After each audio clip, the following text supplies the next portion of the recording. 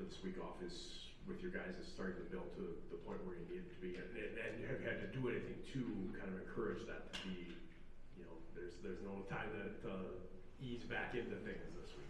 No, it hasn't been something that we've had to drive as a staff, the leadership group, and they're all aware of what time of the year it is.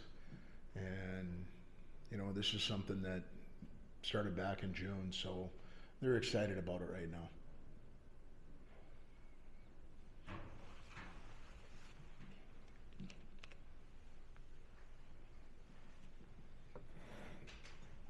Like, what did you get out of the week off, and whatever you got, was it what you were hoping to get out of it?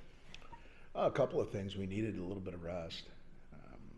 You know, there's a group, just because of some of the people that we don't have here, that we've had to ride a little harder than you'd probably like to, and that's the defensive core. You usually like to spread that out throughout a week, and we didn't have that luxury, and so we took a little bit of time to get some rest and to heal up a little bit, and then two, just to get back to building on some of the things that I thought we finished well, and addressing some of the things that didn't go as well as we wanted. I'll use that last weekend. I thought we were much better as a group coming back and defending together and not creating the other team's offense. We were good discipline-wise at not going to the box against a team that's got a really good power play at Michigan. And the same team that we're going to be playing this week's got a really good power play, so you don't want to, you know, we talked about those and addressed those things. And then some things that didn't go well, you know, an ability to score a 6-on-5 goal to get it tied up, and work on things that maybe weren't where they needed to be. All three of those things, the idea of healing up a little bit and getting some rest, and then going back, let's just put it this way, the competitiveness throughout our off week was really good. And sometimes that can go away a little bit, just because of it is an off week and you're not building towards what's going to happen on a Thursday or Friday. So that was, the rest part was good. The guys' attention to detail, whether it was something that we were doing well or something that we felt we needed to work on, has been a positive. So it's been a good, and we haven't lost anybody in that time, and that's a good thing.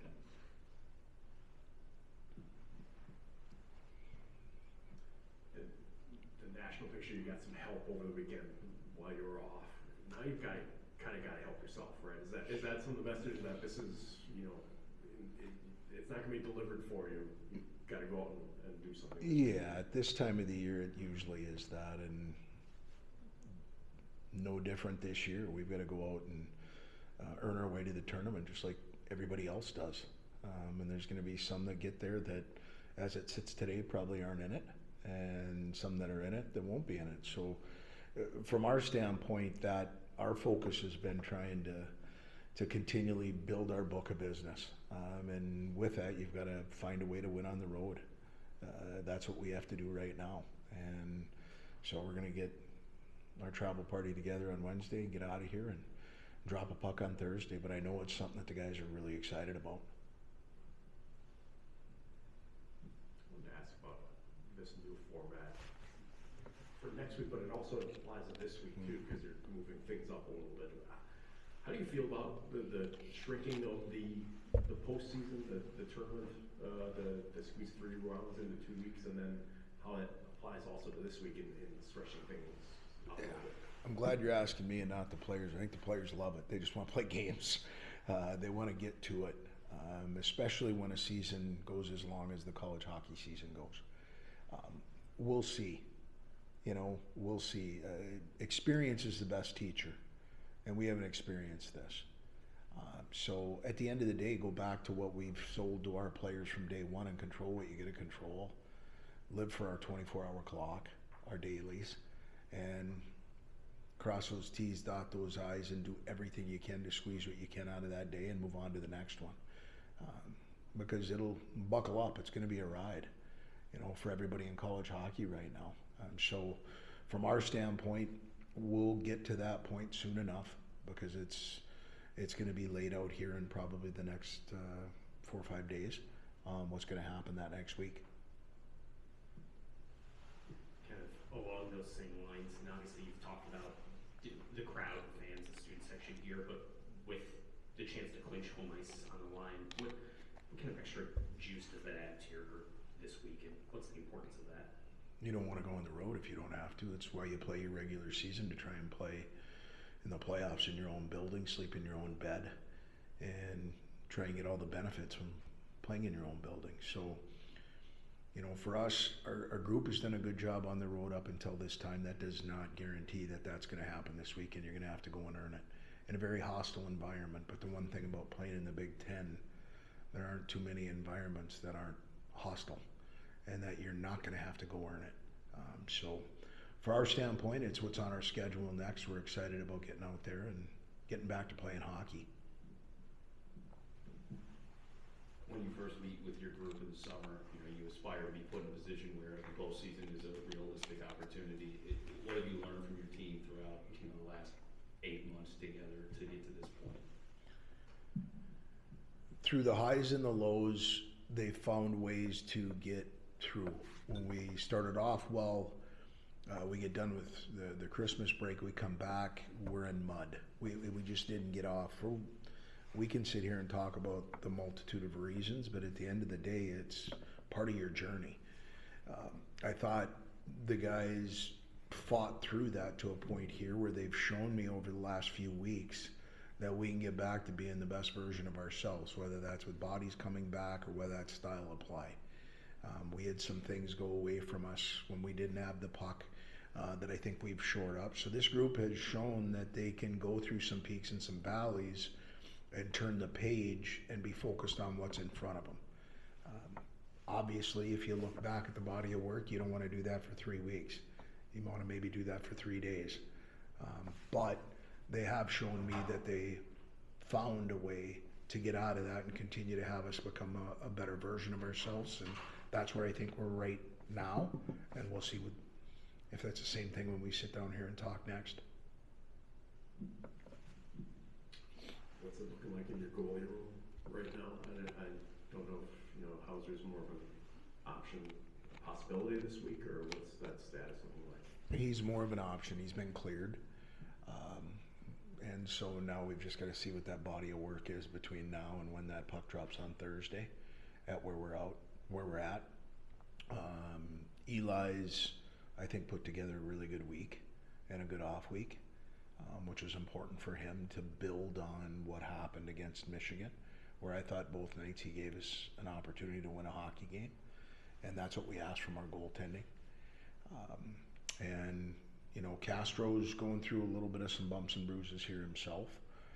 So we'll see what he is by the end of the week. But all three of them had a mentality, if their number gets called, they're going to be able to play and go and play well. The last time with Penn State here and then with some animosity, is that carry over, or is this just too much on the line, too much going on? Do we worry about those kind of things? Yeah, to me, we've got to emulate what we ask our guys to, and that's turn the page and go about your business. And so for us, there's enough with what's going on at this time of the year, and we'll go out and put our best foot forward, put our chin over the dot when it drops, and go play.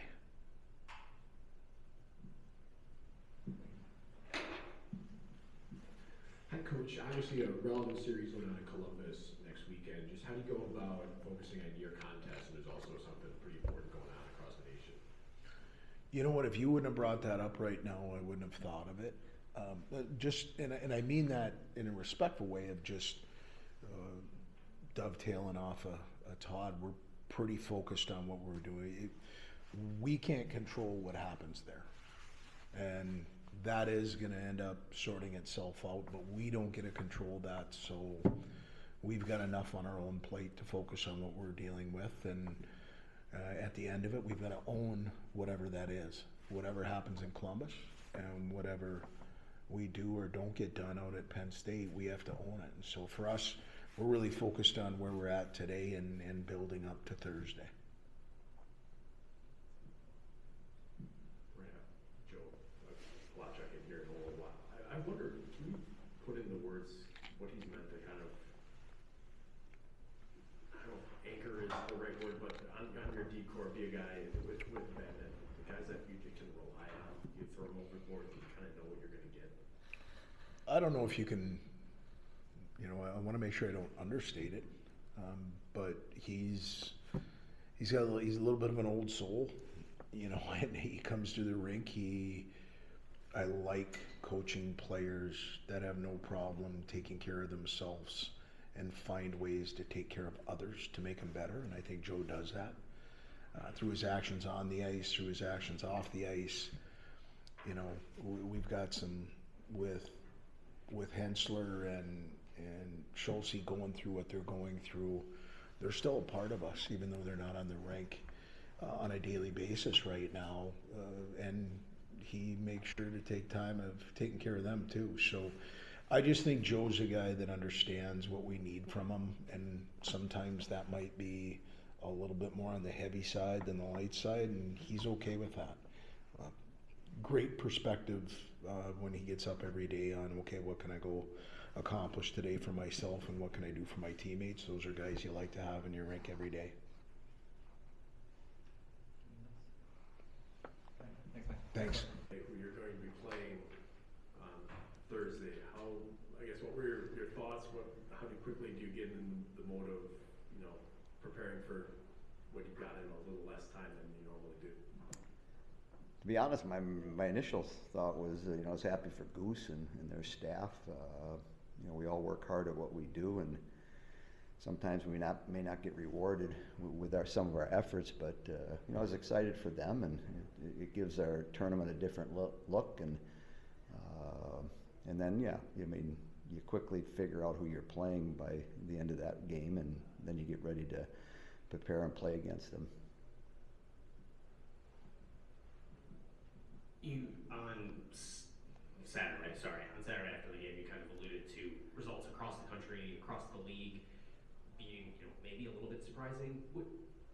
Wondering maybe a little big picture for this time of the year, but what do you think about the level of competition in the league, maybe relative to years past? Obviously, you've been around long enough to see the league over the years, but what do you think about the level of play in terms of from 1 to 8 in the league? Our league, or just women's hockey in general? Either way. Yeah, I think the people that watch women's hockey regularly and have watched it for whether it's 2, 3, 4, 5 years. We asked Todd that question. He would say it's gotten deeper, and teams have become more competitive. They may not have been competitive a few years ago.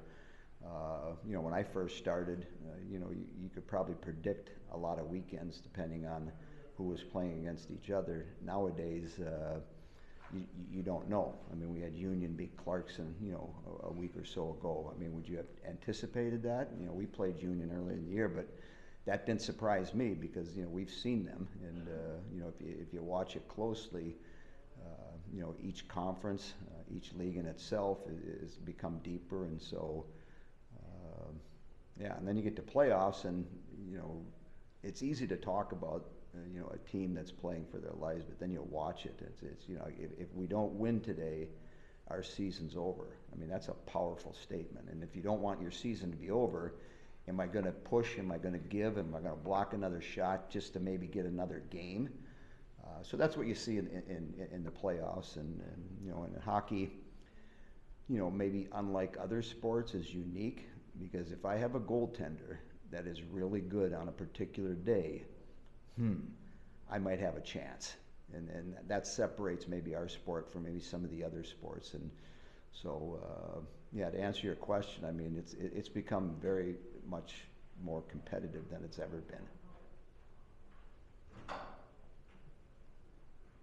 To be challenged in the way that you guys were on Saturday, how much value is that to the team that is now going to be playing, what would essentially in all likelihood be ever more challenging games as the season goes on? As you're going through it, you're in the moment and you're trying to, get your team to, maybe do some things or have to change some things. But at the end of the day, I'm driving home, and one of the main objectives, especially during that time of day, is I don't want to hit a deer. It's the deer coming out. I don't want to hit one. And then you step back from that, and I'm successful in accomplishing that. Wisdom is gained through experience. And so you know, if we had won the game Saturday the same way we won it Friday, what would we have gained? Probably not a ton.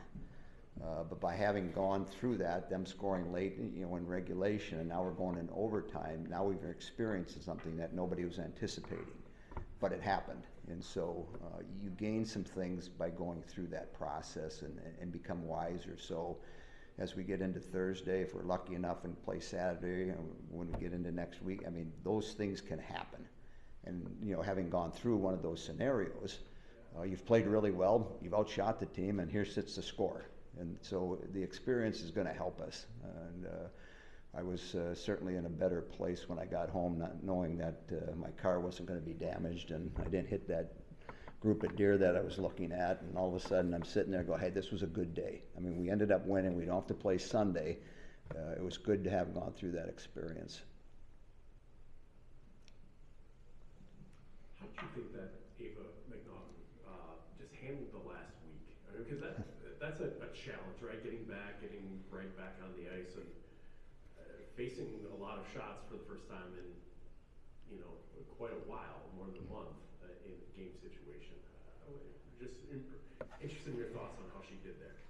I think she did well. I mean, she's in tune to what, whether it's school, and she carries a heavy load in school and keeps herself really busy taking classes. But I think, you know, she has the mindset and understands, you know, where she is right now and where she needs to be. And obviously her experience at the Olympics, the end was good, but how she got there was a little different process than maybe some of the other athletes on that team, just because she wasn't getting game time. And so how do I take care of myself for a month here, knowing that when I get back in probably a 3 or 4 day window, I'm going to be asked to play a playoff game. And I think for, you know, us, again, we talked about experience and how to get wise. And so the second period Friday, where she faced a bunch of shots, faced a breakaway, that was good for her, and had a penalty shot. And so those type of things, you know, get you back into the mix really quickly. And so, you know, we had a blunder Saturday with a turnover behind our net. I talked to her about that yesterday. And, you know, what are you going to do differently? If you've ever played goaltender for a long period of time, that's going to happen to you. I mean, I saw Anne Renee up in Duluth one year. We gave him an empty net goal. She's behind the net, and it's like, who's covering the net? Nobody. Okay, they put the puck in, and I remember Soupy Campbell got stuck in our Zamboni door, and it's like, where's our goalie? Oh, it's like, puck goes right in the net. So if you've played goalie, and whether it's at college level, women, men, NHL, that'll eventually happen to you. What do I learn from it? So next time it happens, because the space behind the net up at St. Thomas is a lot shorter, so things are going to happen a lot quicker. And if they're going to forecheck you aggressively, you're going to have to move the puck and know where you need to put it right away. But she's a multitasker. I mean, the more you put on her plate, it seems the better she does. And then it's okay, here I'm in my space. What do I need to do? And, you know, whether it was Sims or a couple of the other, Adela, you know, not having skated for several days, when I get back, I know what's coming at me. Am I preparing myself for when that opportunity comes? And I think, you know, having the 2 games under her belt now, you know, will put her in a better place from her confidence standpoint and her assurance, and making sure that, you know, she's ready Thursday afternoon. You mentioned briefly the new building in St. Thomas. Less room behind the net? Yep. Are there other things about the new building, having seen it fairly recently? It's gorgeous, yeah. I hope people come out to the tournament. I mean, they're going to see great hockey, but, you know, the venue in itself, you know, seating, sight lines, amenities, all the little things that go into making a special rink, you'll see and experience. And so it'll be nice to see if you know, groups of people come out, you know, Thursday and see a couple games. I know the boys' state hockey tournament's going on up there, and, you know, whoever wins Thursday, you know, the game Saturday is going to be great too. So if they like watching women college hockey, it's a great venue to come to and a great place to watch games. Did you find the boards were any different, lively? I would say the boards are, they're probably more lively than our boards, but, you know, the thing that really sticks out is that it's similar to Ritter and similar to Duluth. There's not much space behind the net, and so things are going to happen quick. And if you miss the net on your shot, the puck's going to come out of that zone real quick too.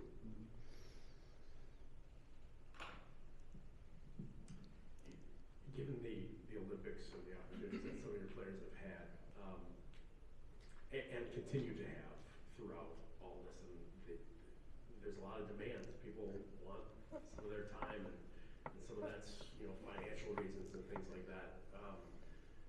And that's another one of those challenges that I'm sure you don't love this time of the year, but you kind of have to maybe just accept that's part of the situation. And what's really an unusual situation with the Olympics going on this year, never seen this before, with players coming back to college and doing that, plus the NIL, plus all this stuff that's going on, just having to accept all of that right at this point. Yeah, keep the most important thing, because in a short period of time, it's going to all be over.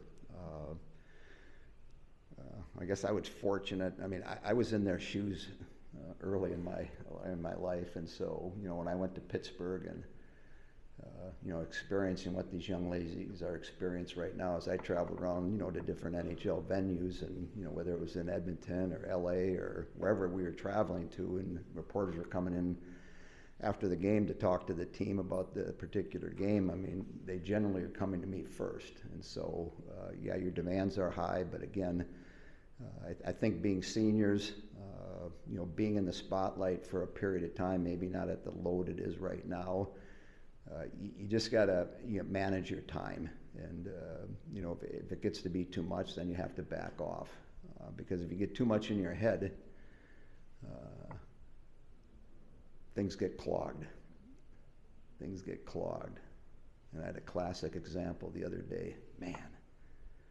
So I get up in the morning, and normally my dog's excited to eat. Like, he's fired up to eat. He's ready to eat. I mean, it might be 5, it might be 5:30, but he's ready to eat. So I generally feed him, and then I go over to my coffee pot, and I put my K-cup in, and I press the button, and then my dog needs to go outside after he eats. So I'm going to put him outside, and now I come back, I'm looking for my coffee, it's all on the floor.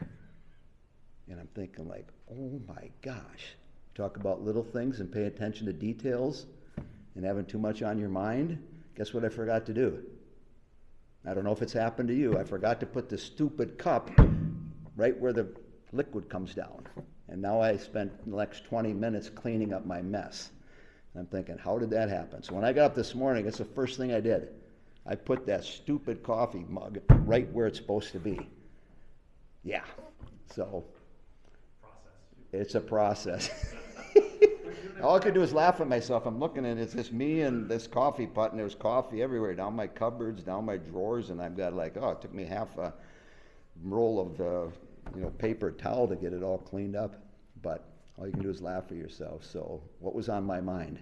I don't know, but it wasn't the most important thing. You didn't have a Labrador by any chance, did you? No, yeah, I got a black lab. Yeah, It sounds like a Labrador. yeah, so excited. Yeah, so excited. Yeah. Send it off on that.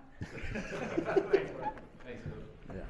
Where I think everyone wants the games to happen, but you have to do the work and be ready for them. How much of a balance is that to know you've got to put in the week of work before you get to the payoff of the games, I guess?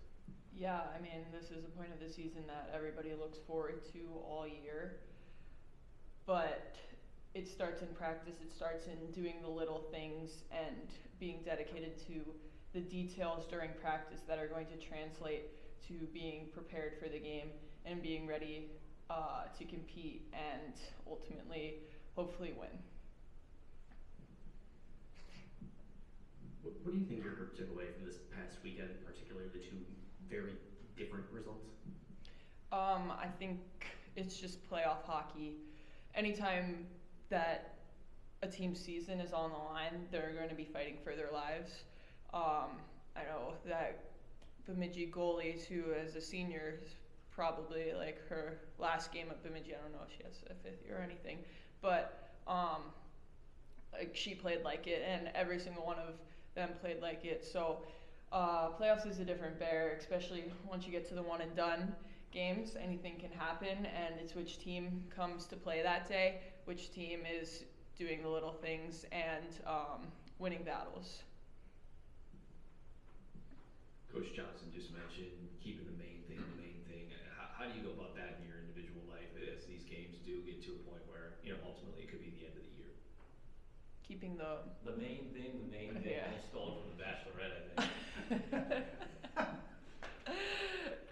Yeah, I think once you get to this point, it's kind of like, oh, you're thinking sometimes weeks in advance, like, oh, like, can't wait to go to the national championship. But you have to be ready every single game to play and win, because just like that, the season can be over, and then you don't get another game. So it's great to be looking forward to that and looking into the future with that in hopes and in sight. But you really want to try to stay present and focus on that main thing, like Coach was saying.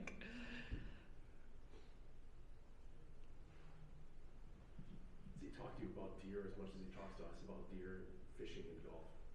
Yeah, we always have a couple different sayings. He likes to say, get the fish in the boat. He loves walleye. We had a drill called walleye. We haven't done it in a while, but yeah, that's baggers. You just skate up and down the ice pretty much. But yeah, no, we get all of those good analogies, but it's good because you always get it connected back to, like, your sport gets connected back to the real world. Like, he was talking about the little things. I'm sure he probably told you guys this story about this morning, his coffee cup, yeah. But that he connected it back to our kind of theme about focusing on the little things, little details. So it's always fun to kind of hear him make those analogies. You've obviously spent a lot of time with the people that went to the Olympics. When they come back, is there still a bit of a transition time, even though you've spent so much time with them before? Yeah, I mean, I think so. They were gone for a pretty decent chunk of the end of the season, so it's kind of like adjusting back to the playing style that we were when they left. Like, we were obviously at a high caliber then, and we continued when they left, and it's just finding what works now that we're back together, and maybe like coach changing a few things here and there just to get back on the same page. Does that take days, a few shifts, not long? It depends. I mean, everyone just has to buy in and be ready for it. And I think the game against Bemidji was kind of a good little wake-up call that we're back in playoffs, so we all better get on our toes and play like it, You've played with Kelly now for a little while on her line. Her backhand seems like it's just getting more and more powerful, and the way she's able to snap that off it seems like a real powerful weapon for her. How have you seen her develop that, I guess, over the last couple of years? Yeah, I'd love to know the stat on her backhand goals versus forehand goals this year, or even throughout her career. It's got to be probably pretty even, but it's impressive. I mean, I was saying this before, but I think she's the only female hockey player I know that can lift the puck up one-handed on her backhand. Like, if I do that, it just goes on the ice, barely even goes in the net. But yeah, she's strong, powerful, and some point, I mean, it was before she came here, she must have worked on that a lot because it's paid off. Thanks, Lacey. Thanks. When you know what's at stake this week, you know what's kind of at stake for the bigger picture, tournament-wise. Does that give a little extra incentive? Anything coming into this week? Yeah, it's fun when you talk about that, being able to work to get into the tournament. Motivation's all-time high. Just ready to compete is what it is. We owe these guys, and it's exciting to go to their barn and play them. It's going to be packed, so it's looking forward to it. Coach Hastings kind of brushed off the idea that there'd be any sort of lasting emotions from the last series. We know certainly the moment with him and the other head coach on the other side. Do you guys feel that on the ice? I mean, it felt like that was a really emotional series against Penn State here. Now you get them again to end the year. Emotions aside, it's so fun to go out and compete. I know we geared up the last, with our bye week last week and this week to go over there and play connected and everything we've worked on all week. emotions aside, it's just going to be a really fun, hard-fought weekend.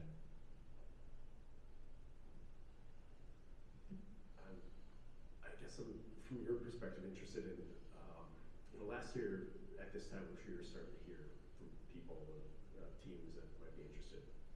How is that noise, I guess, in your head now, or have you just kind of like moved past and say, we'll deal with that one at a different time? Like, what do you mean by that? NHL teams, like. Yeah, I think you're just focused on the present each day. Like, you show up to the rink wanting to get better that day and attack what you can and control what you can. That's something you take not lightly. Like, that's an amazing, incredible honor to get an offer last year for me, along with other guys on our team. And but it's just day by day. We're focused on what we have, this coming week, and you can control what you can control, and that's what it's all about. After seeing this Penn State team, however many weeks ago now, what is it about that top line in particular that makes them difficult to defend, where they've been so successful this year? Yeah, good question. I think they're just a really good transitional team. If you manage pucks against them, we'll have success. But when they find their success is through transition, through turnovers, and they strike, they're a really good offensive team. They score a lot. But I think if we manage pucks and take care of ours, we'll be set.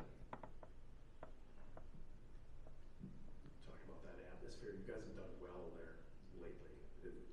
Does that feel like something that can give you a little bit boost going in? You know what it's going to be, but you know how you can quiet that a little bit too.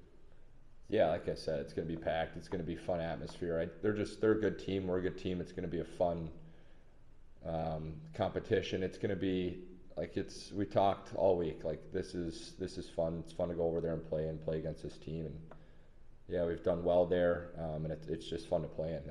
The environment there is awesome. We as a media often talk about how long the collegiate hockey season is. Does it feel that long for you, or are you in the action kind of weeks fly by, games fly by? I mean, I can't imagine it feels as long as it does to us, to you. Yeah, it does feel long at times, but then when you look back at it when it's done, it's like, holy smokes, that flew by, But each day is so fun, and you're so happy to be here and come and compete every day and be with your best friends. So I'd say I look back at it and think it flew by.